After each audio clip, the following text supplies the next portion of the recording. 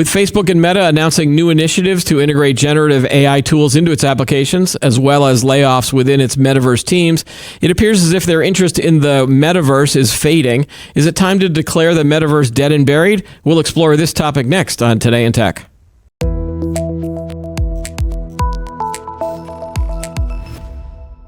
Hi, everybody. Welcome to Today in Tech. I'm Keith Shaw. Joining me on today's show are two experts on the happenings of the metaverse. Dan Roberts is the editor-in-chief of Decrypt.co and one of the hosts of its GM podcasts. Also joining me is Mike Mason. He's the global head of technology at ThoughtWorks, a Canadian-based technology consultancy. Welcome, gentlemen. Thanks for having us. You already waved. Yeah. All right. Let's just start us off here. Dan, is the metaverse dead? Yes or no? It's not dead, but I'm not convinced it was ever fully alive yet. So it can't be dead when it didn't yet get off the ground, I think. Okay. Mike, what do you think? Is the metaverse dead? Yes or no?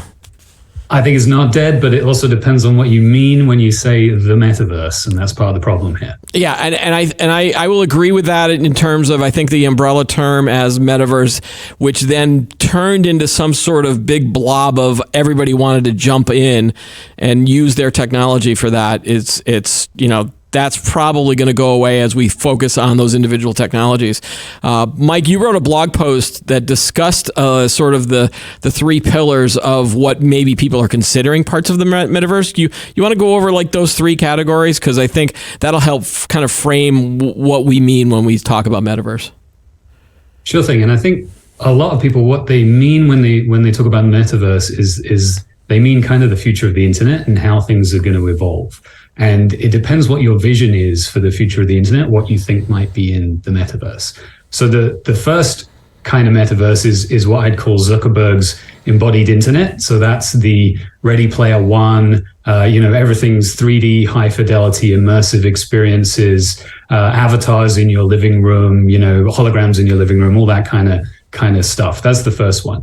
The next possible interpretation is the Web3's ownership economy, where you've got an internet where anybody can transfer things of value to each other, peer-to-peer transfers, kind of crypto, NFTs, all of that kind of underlying stuff. And the thinking there is that really for people to get involved in these virtual worlds, there needs to be kind of a medium of exchange and a reason to get involved in it. Mm-hmm. And then the third competing vision for the metaverse is what I would call the industrial metaverse. So that's kind of commercial applications where you're doing things like digital twins, you're building, a virtual representation of your factory, and then working on that in a virtual sense. Of course, lots of factories are automated these days and run by software. And so if you're able to simulate all of that, then potentially you can do useful work within, a 3D simulated environment and then transfer that into the real world in that industrial context. Yeah. And Dan, do you agree with sort of those three pillars, or are there some others that we might add to that definition or muddy the waters? Yeah, I think that's a useful, parsing, but I also think I've heard people make the case that a number of things we already use technically are the metaverse. When you're on social media, you're living your life as your online identity. And there's something appealing and alluring about that much simpler definition. The idea that any place in which you are living as your online identity or persona, which we all have, maybe you think I'm exactly the same on Twitter as I am in real life, but even so, especially in the crypto and Web3 world, where we exist and what we cover at Decrypt, a lot of people are anons, they're pseudonymous. So any place that you are your online self, even if it's not a visual avatar, the way we think, Ready Player One, technically maybe that's the metaverse. I recently hosted Neil Stevenson on our podcast, mm-hmm. who wrote Snow Crash and coined the term metaverse. He basically said that as soon as someone talks about either multiple metaverses or a metaverse, as if, well, there's this metaverse and then there's this other metaverse, he said that's when he knows that they don't know what they're talking about. Right. And I'm not saying I necessarily agree, but it would be a lot simpler if we just agree there's one metaverse the way there is one internet. Right. We don't talk about multiple internets, or unless we're making a joke calling it the interwebs. It's just one internet. If you think back to how we got the internet, it actually was the connection of networks. It's the internetwork of smaller networks. Right. And I think that whole thing, are we going to have one metaverse or competing metaverses? Part of this is also because there's so much money involved in potentially winning here, right? Like, so you've got Meta, you've got Google, you've got Apple. They're all looking to build something, and they all are acting like it's kind of a winner take all scenario, right? And I think the internet is probably the last time the geeks of the world gave all of humanity something, without a price tag attached to it, because now everybody knows how much money there is to be made. Right. And so everybody's competing and kind of building these things that are almost like walled garden experiences. They're looking to like own the next metaverse platform, looking to kind of win in that race. Personally, I think it's going to be a little bit like we've seen with mobile phone platforms. Like, there's lots of them that sprung up, but then things settle down to one or two major platforms. And then, of course, you got to talk about, how do you do interoperability between metaverses? I definitely don't want to say that Neil Stephenson's wrong, because I'm a huge fan of his, and Snow Crash, awesome book as I was growing up reading that. Yeah. But yeah, I think in many ways we could have competing metaverses. Yeah. Well, and the idea of the money to be made is really fascinating to me, because the jury's still out in a sense on whether there is a lot of money to be made. We ran a headline that ended up being a pretty viral story months and months ago, when things were kind of peaking and frothy and people were buying digital land. And the headline was, someone just paid $450,000 to be Snoop Dogg's neighbor in the metaverse. So it was either in Sandbox or Decentraland, one of those two, blockchain-based metaverse worlds. And I thought, that looks like dumb money to me. Yeah. Is that really going to be valuable in 10 years? Maybe I'll be wrong. Well, especially since there's like multiple virtual worlds that you could do that in, right? Like there's like 7 apps where you can buy virtual real estate. And a big question is that 450 actual $1,000 of real money, or is that other tokens that somebody got from somewhere that appreciated and inflated over time in what some people would argue is a bit of a crypto scam?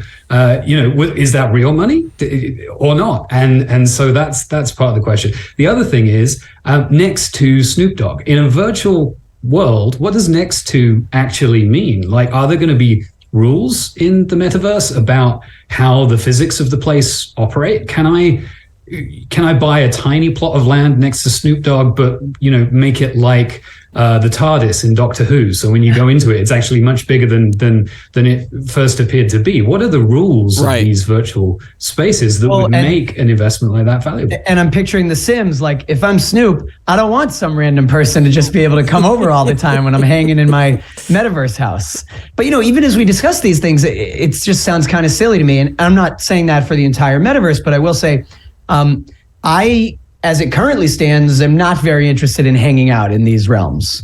So something's going to have to change UX-wise dramatically to appeal to me, to get me to either sign into one of these realms or strap on the headphones, whatever it is, the goggles. Yeah. Well, I think a lot of people would say that this is waiting for its Apple moment. Right? Like, people keep saying, when are the Apple goggles coming out? When are the Apple goggles coming out? Because every time Apple has moved into a space, they've released something that is new, innovative, changes the rules around how you interact with that, right? Like the iPhone wasn't just an iPod and a browser slapped together. It was something entirely new.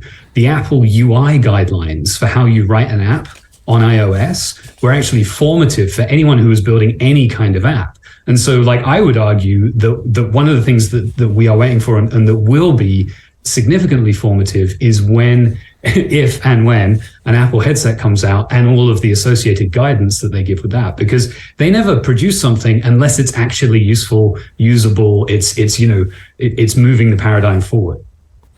Yeah. Do you think that the metaverse, in order to become, instead of just wearing the goggles, do you think that like it needs to feel more like than just a game? So we need to have the haptics and the feedbacks and maybe even smells and things like that? Or is that you're just adding layers to something that maybe people don't want anyway, because they don't want to feel like they're trapped. Like in Snow Crash, for example, like people started having full body suits, and Ready Player One, the guy had like all of the latest things. Or is it just that like people just might not want to do that? I mean, we all remember Second Life, right? Like that was kind of and like it was cool for a while, and then people started, and then you're like, well, now you can fly, and now you can have unicorn wings, and I'll keep it safe for work. But other things that happened too that sort of just put the death knell on it.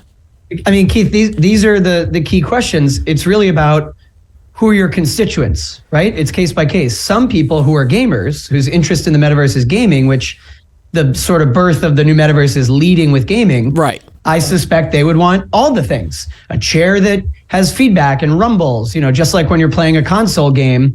I'm dating myself, but I remember when Rumble Pad was a new thing and the thing would shake. Mm-hmm. Maybe it's haptic gloves, maybe it's the headset, but then there's regular folks.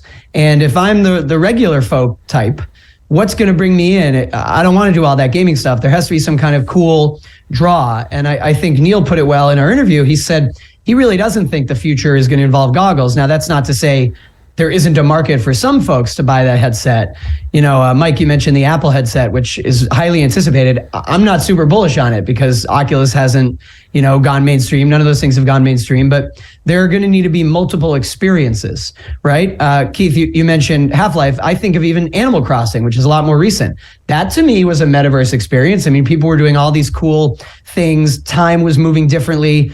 I remember a great story at the peak of the pandemic where someone in the new Animal Crossing had established like a Federal Reserve Bank of Animal Crossing. And it was giving out, it was adjusting the inflation rate. I thought that was genius. That to me is a metaverse realm. And that would be more interesting to me than strapping on the headset and flying or having lasers and samurai swords. Yeah, I think go ahead. And then I'm going to make a joke about Animal Crossing. The use cases, I think they're actually going to be driven by the commercial and industrial world, because there's a utility to it, right? Like if I can walk around a manufacturing plant with augmented reality glasses and see little green check marks on everything that's working and a big flashing warning sign on something that is potentially become dangerous in my industrial context, that's actually really useful. And I think that's actually where kind of the Apple stuff and all the other headsets are going to go, is that in the first case,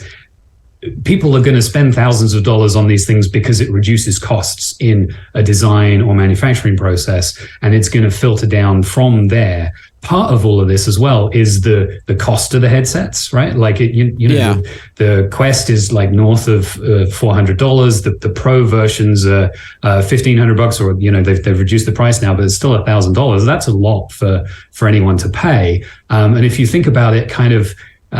These things are sort of gaming consoles that you stick on your face. That's a lot of money to choose to spend on a gaming thing that blocks you off from the rest of the household. Yeah, I like how it became a thing where it was valuable for work in manufacturing, and I'm going to give you an example of training. I was at a trade show last year, and this company was using software that could actually teach you how to do something via you put on the headset and then you're watching it, and then you can build something, and then after you watch sort of where to put the pieces, they're like, okay, now do it again, and it was like boom, boom, boom, and I could actually assemble something really quickly as an example of how to use it for training.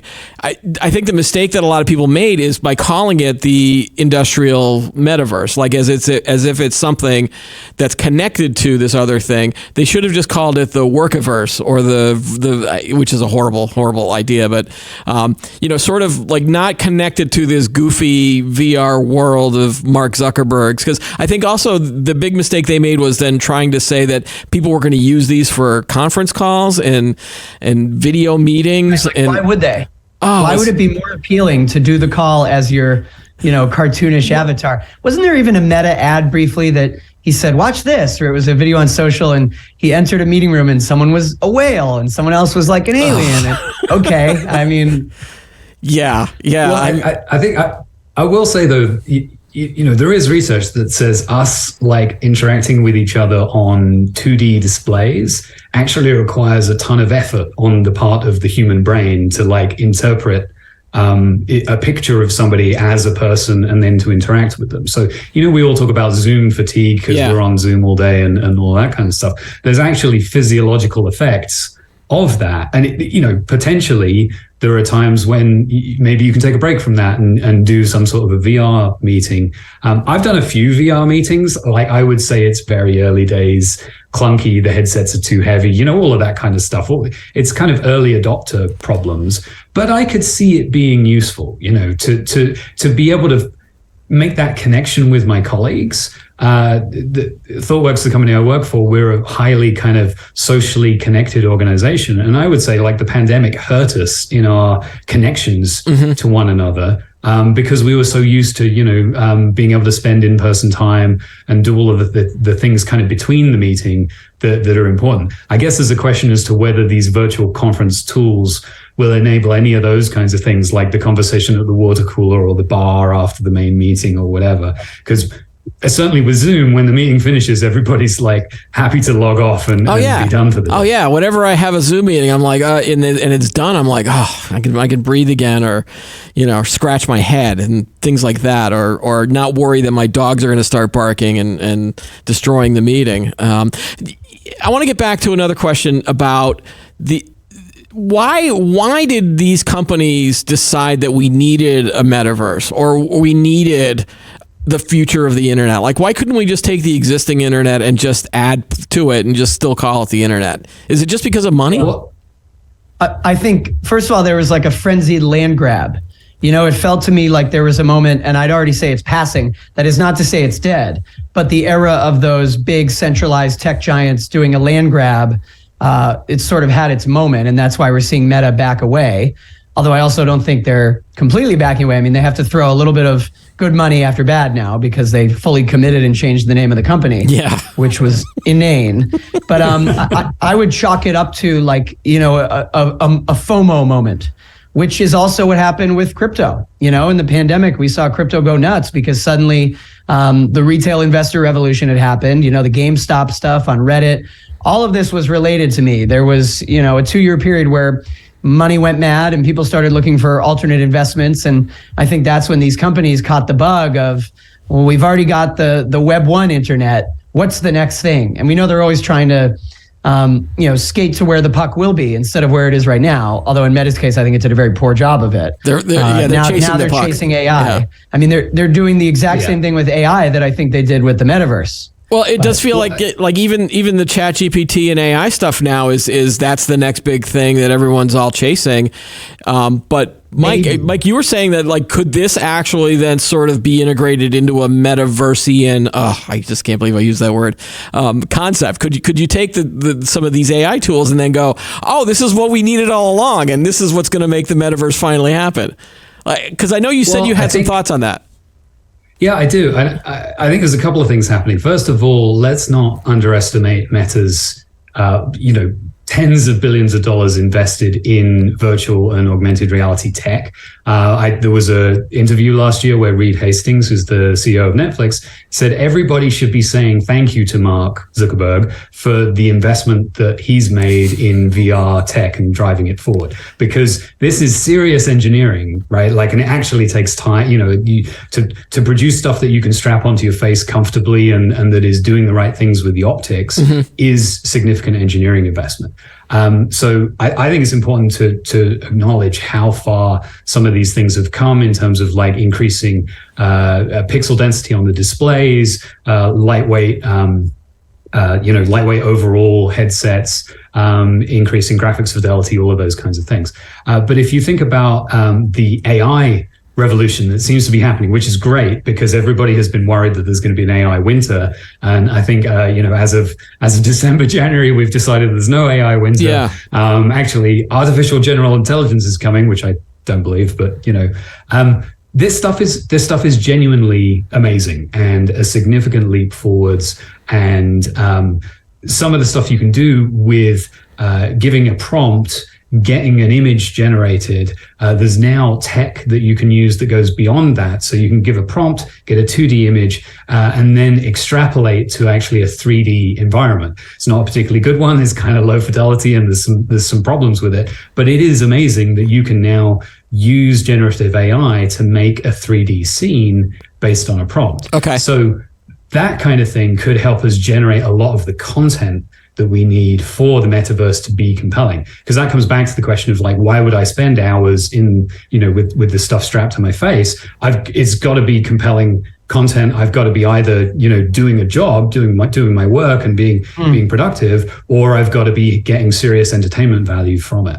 And real quick, I think Mike's onto something that, with the comment earlier about industrial use or touring a factory and that kind of thing, it's very unsexy, isn't it? It's very dry. But if we're being realistic, that's probably what will be the biggest area. We're focusing too much, but everyone does it. When you talk about the metaverse on regular folks, individuals, consumers, it's going to be like for work purposes, or I'd make it even worse, or in my mind, even worse, corporate. It'll be like corporate use cases.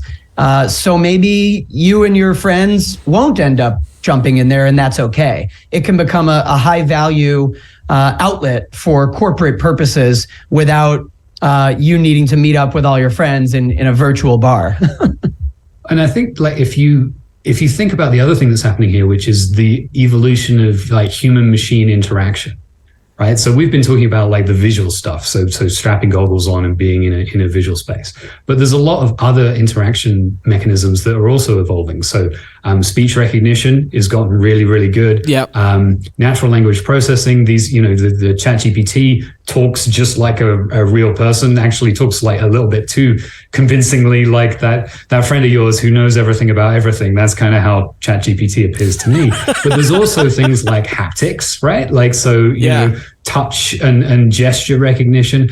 We've done some work with an auto manufacturer who is looking to use haptics in the car so that rather than actually touching, a knob on the dashboard to change the volume, you just kind of hold your hand up and make a gesture in the right spot on the dash, and that's changing the volume. And when you do that kind of research, you can also like look at somebody's eyeballs and figure out how much time are they spending looking at the road while using this new style of interaction that we're trying to create for them. So if you broaden the whole thing out to human machine interaction, that could be very relevant to everybody. Yeah. And Mike, something that you brought up in terms of adding the prompts to the sort of the metaverse or the VR stuff, that got me thinking is like, does that mean we could actually get closer to this idea of the holodeck from Star Trek, where you could go into a room with your headset on and then say, generate a castle, put a throne over to the left, build some knights over to the right, and then all of a sudden, boom, it happens because you're generating content ideas and then having it show up in a virtual world. It's a lot easier to do that than sort of like either draw something that's going to be it might not be as easy as a 2D image, but could that's almost like an early holodeck, I'm starting to think. That's fantastic. I think how do you patent that? Could you give me like go do that, all right, I only need 50 billion. How much money should I ask? Like maybe that's what Zuckerberg should do. Like I never understood why they wanted to buy Oculus in the first place, but you do make. Oh, they didn't know what to do with it. Yeah. Yeah. Like, well, I gotta say, I think Ready Player One gives us some clues here, right? Like, so if you follow the money on why did Facebook rebrand to Meta and what have they been trying to do? If you listen to their earnings calls, they're actually like unhappy with Apple for the restrictions that Apple have put into iOS, which like inhibits their ability to mine people's data and advertise to them, right? So that is actually like slowing down Facebook's revenue stream. And what they wanted to do with all of this metaverse stuff is build that next platform for connecting people and being a social platform. So they wanted to, control that. And actually, in one of their early releases, they had they put in the ability to pay creators, so people could like sell stuff on the platform, and their cut was 50%. Right, like, and they're complaining about the Apple Store, right? I'm like, okay, your cut is 50%, and you're trying to own the next platform here for human interaction. Yeah, could you be a little bit more subtle about this, right? Like, I'm immediately reminded of the bad guy in Ready Player One, where he's saying, we think we can sell 70% of a user's visual screen without inducing seizures, and I'm like, this seems awfully familiar to me. Yeah, does that mean like, could we get a different, like either a tech evangelist or some other celebrity that's not Mark Zuckerberg or not sort of the Facebook face to sort of maybe kind of kickstart it and or boost it or and again I'm not suggesting Elon Musk or anybody like that, but it should be Keanu. Yeah, well, he tried that with and didn't he invest in Cyberpunk 2077 and then that just tanked, right? That game. Something, yeah. He did a great AMA recently talking about basically everything on Reddit, but someone asked if the Matrix is real. And he said, yes, no, yes. But I mean, it's funny, you guys, you talked about the holodeck. I mean, I think of Minority Report, which was a movie that has really stuck with me over the years. I always go back to it. And there's a scene where he's been given new eyeballs and he walks into the Gap and it says, Mr. Yamamoto, welcome back. How did those V-neck t-shirts work out? And, we're sort of basically there because of those Amazon Go stores where you can just walk in, get your stuff and walk out because it finds your phone somehow and scans it and that's it. No checkout. And I don't know that that's metaversey, but it's not metaversey. All these things are sort of interconnected. The idea, I use Clear at the airport. I don't care privacy wise. The convenience is very worth it. Yeah. You scan your eyes, boom, you skip everyone. And all these things I feel like are converging if they create conveniences in our lives. Yeah, and I think that's something that we didn't talk about, which is the data and privacy and potential downsides here, right? Like, because it's one thing to track everything I click on the internet with cookie tracking and stuff like that. It's a whole level of difference in intimacy if you're tracking my eyeballs through a 3D experience and figuring out what am I looking at, what's actually interesting to me, like what's my facial expression while I'm using one of these metaverse experiences.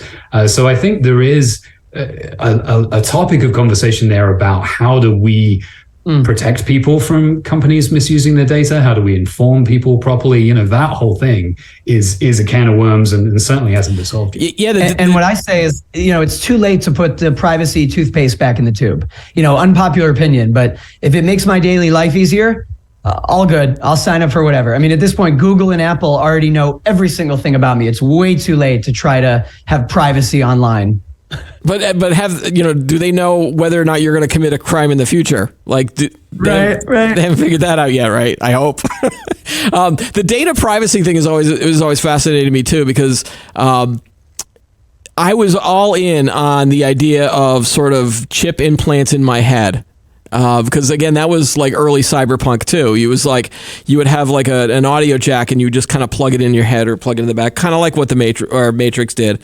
And then you would be able to access all the information out in the world and get all this stuff. And as a teenager, when I'm reading this stuff, I'm like, that is so cool. I really, really want that.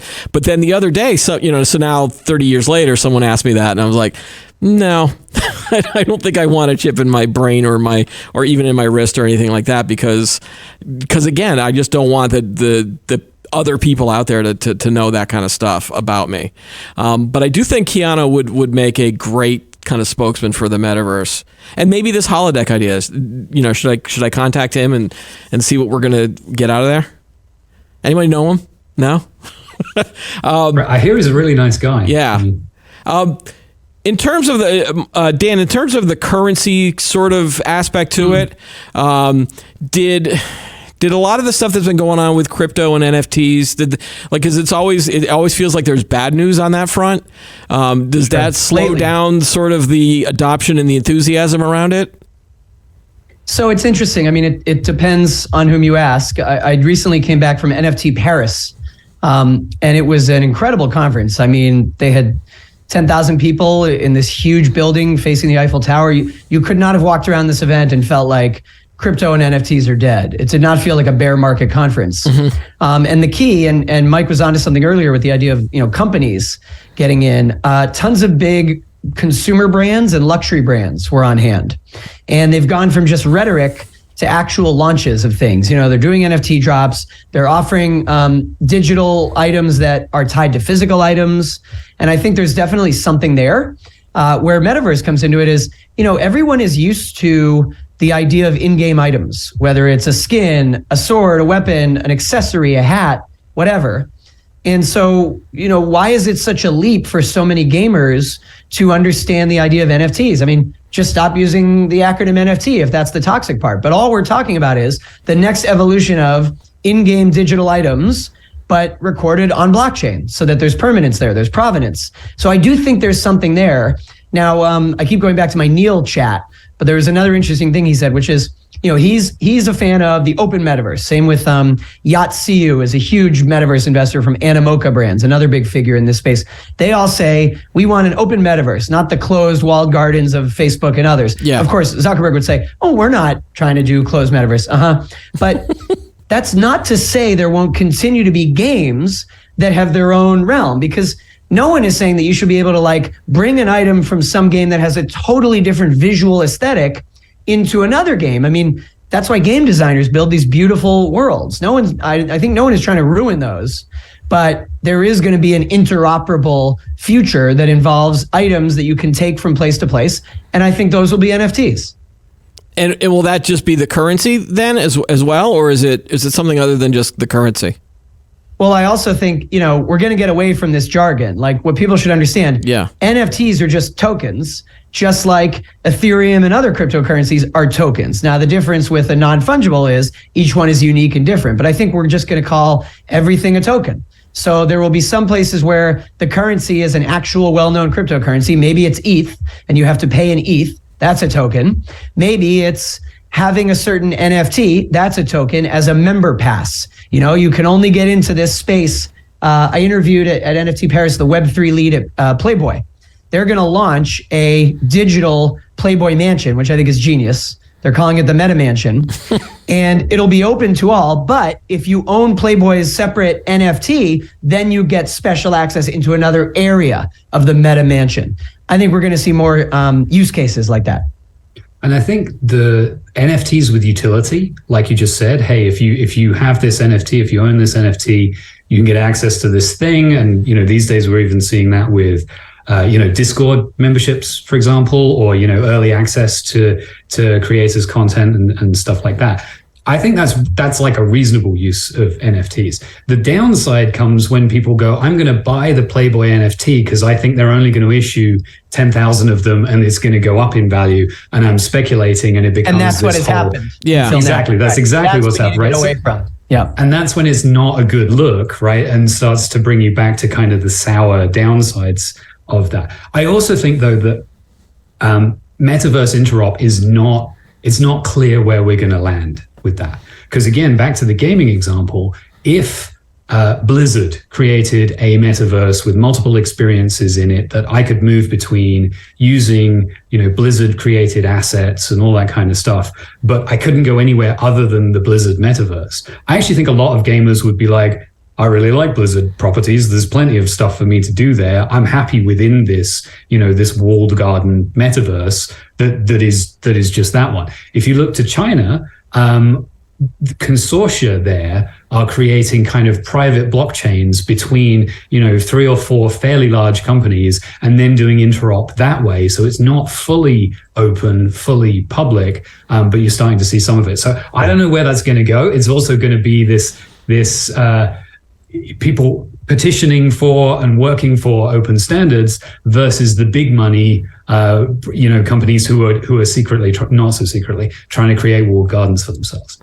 Yeah, I still don't get the idea of this metaverse in terms of the separate worlds that then could connect you, and why a user would necessarily need or want to go from one universe to the other. So like if I'm in, I've got a character in Fortnite, for example, and I've got a bunch of the Marvel skins and all those things.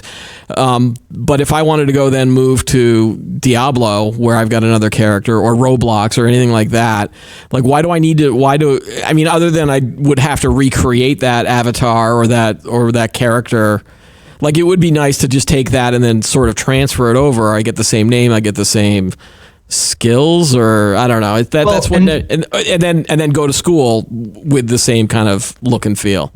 The irony is, as I understand it, and I'm not a gamer, those are the few examples of worlds that are looser and don't have as much of a unified aesthetic. In other words, the fact that you can have a Fortnite team with IP from all these different franchises. You know, you can have Iron Man playing with a Smurf, Right. Or I don't know if you can have a Smurf, but so I hear.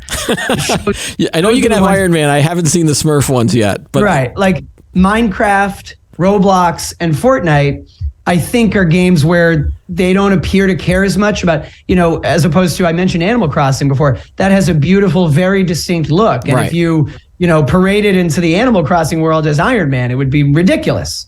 So I think some are already well suited to allowing porousness more than other games are. Okay.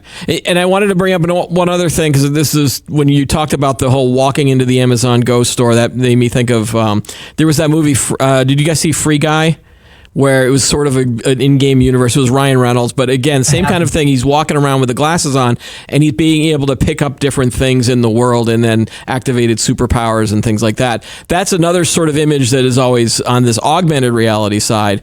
Do you think maybe augmented reality with the right equipment might have a better shot than the full-on bodysuit VR world? Dan, you're smiling. I'm going to ask you first. Well, just real quick, as soon as people mention AR, to me, and maybe this will be the rest of my life, I think of the Snapchat hot dog.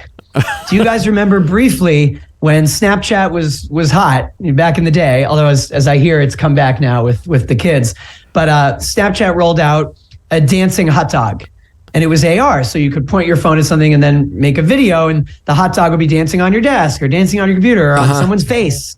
And there was an earnings call where Snapchat was touting like how its usage had gone up, its daily actives, because people were excited about the AR hot dog. Then its stock tanked because it did a lot wrong. But I still think I haven't yet seen, maybe Yelp is an exception. Yelp briefly had an AR feature, or maybe it still does, where you're trying to figure out where a certain restaurant is, and it shows you on the map and it pops up, and it looks a little different than just Google Maps. But for the most part, I'm a real skeptic on actual uses in my daily life of AR and VR. Yeah. And Mike, I'm going to get to you in a second. I think the AR use case for me that would be wonderful would be is I'm in a city and I'm in my hotel. I'm in a city I haven't been around before, and I want to go get some tacos. And if I had something, and I don't want to use my phone, I want to have it like, something that I could see in my glasses, where I type in the restaurant and it gives me the walking direction with like giant arrows, virtual arrows on the ground, so that I'm not walking around. Because I've tried that with my phone and I just look really stupid. And that's what Google Glass was supposed to do, right? Right. And then Robert Scoble ruined it all by wearing him in the shower. But Well, and Google Glass didn't die; it went enterprise, right? And FedEx equipped all of their drivers with like enterprise Google Glass, which was helping them find packages in the back of the truck quicker. And suddenly you've got an actual, again, it's a commercial use case though, right? Like it's not the consumer use case, but you could imagine the investment that goes into making AR glasses for industrial applications will eventually trickle down, and us consumers would be able to get a lightweight enough pair of glasses. Something that I'd find incredibly useful for AR is remembering people's names. Like if my AR glasses can facial recognition the person I'm talking to and remind me who they are, that would actually be really helpful in both sort of social and professional contexts. If I'm in a shoe store, right, I'd actually love my AR glasses to gray out all the stuff on the wall where they don't have my shoe size. Right. Like that would be a fantastically useful use case, but we can't get that right now because the hardware is too expensive to assume that someone's got it. Mike, I want to ask another question. Like you deal with a lot of sort of corporate and enterprise clients. Are they souring on sort of the metaverse, or are they just focusing sort of on that possible industrial usage, simulation, digital twin, that type of things? Are they, or were they never even interested in that whole VR stuff anyway? So I think everybody has a department of innovation where somebody should be paying attention to these kinds of things. Yeah. And so we do get a lot of queries about this kind of stuff. And our advice has always been for organizations to stay close enough to it that when and if it takes off, they've got some experience and they understand how some of these things work.